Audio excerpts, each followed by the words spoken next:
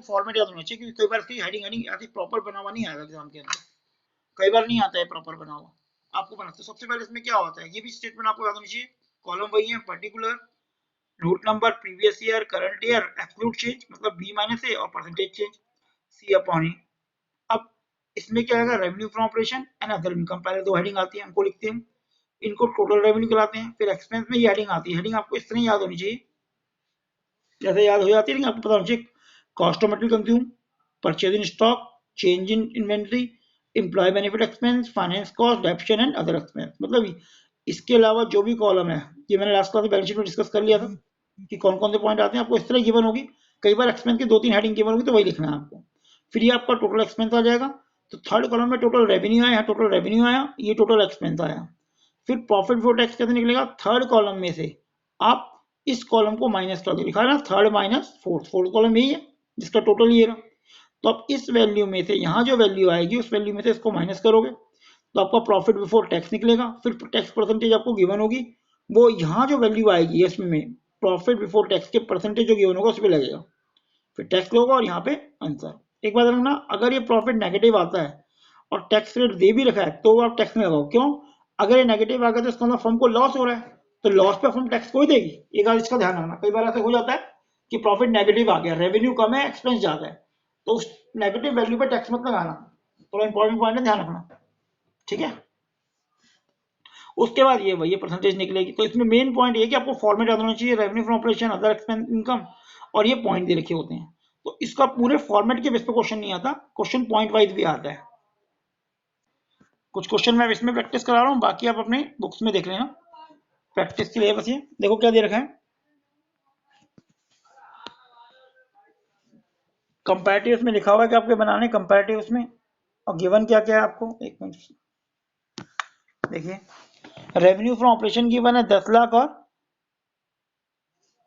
12,50,000। फिर cost of material consume given है सीधा, और अदर एक्सपेंस गिवन है, तो ये गिवन है।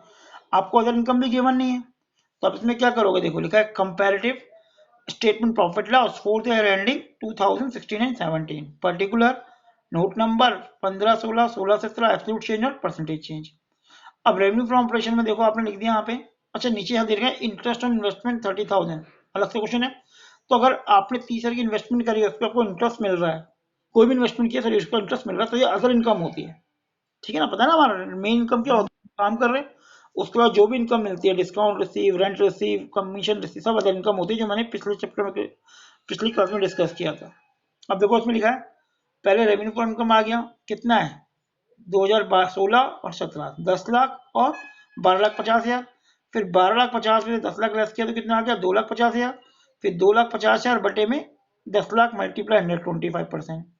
इंटरेस्ट जो हमें दे रखा है अदर इनकम का पार्ट होगा, तो अदर इनकम भी हमने कर दिया 30,000, 30,000, कोई भी चीज नहीं है तो डैश और डैश। अब इसको टोटल किया 10 लाख और 30,000, 10 लाख 30,000, 12,50,000 30,000, 12,80,000, और उसके बाद इसमें से 2.5 लाख तो वही रहा, परसेंटेज ये कैसे निकलेगी, 2.5 लाख डिवाइड बाय 10 लाख 30,000। अब देखो ये मैंने इसको नहीं जोड़ा, ये 25 है और यहाँ पे 24 आ रहा है, 24.24.27, तो यहाँ पे 2.5 लाख डिवाइड बाय 10 लाख 30,000, तो ये परसेंटेज आएगा 24.24 पॉइंट। फिर लेस वाले पॉइंट देखो क्या किया मैंने, हमें cost of material consume, other expenses, तो cost of material consume 5 lakh और 6,50,000, 1,50 आ गया, 1,50 डिवाइड बाय 5 लाख 30% आ गया। ऐसे ही अदर एक्सपेंस में 50,000 और 60,000, 60 माइनस 50 किया तो 10,000 आ गया, 10,000 डिवाइड बाय 50,000 20% आ गया। टोटल किया 5,50, टोटल किया 7,10, इसका टोटल किया 1,60, 1,60 डिवाइड बाय 5,50 किया तो परसेंटेज निकल आई आपकी। अब इसमें टैक्स की बात नहीं है, तो क्वेश्चन ये पे खत्म होगा। प्रॉफिट बिफोर टैक्स कैसे आया, 10,30,000 में से, इस कॉलम में से हमने 5,50,000 लेस किया, 4,80,000 आया, और 12,80,000 में से 7,10,000 लेस किया तो 5,70,000 आया, 2.5 लाख में से 1,60 लेस किया तो 90,000 आया। अब ये परसेंटेज में इसको लेस करके नहीं निकाली, 90,000 डिवाइड बाय 4,80,000 उसके बेस पे निकाली, ठीक है। तो इस तरह से हम ये कंपैरेटिव इनकम स्टेटमेंट बनाते हैं। इसके पावर क्वेश्चन पे भी देखते हैं।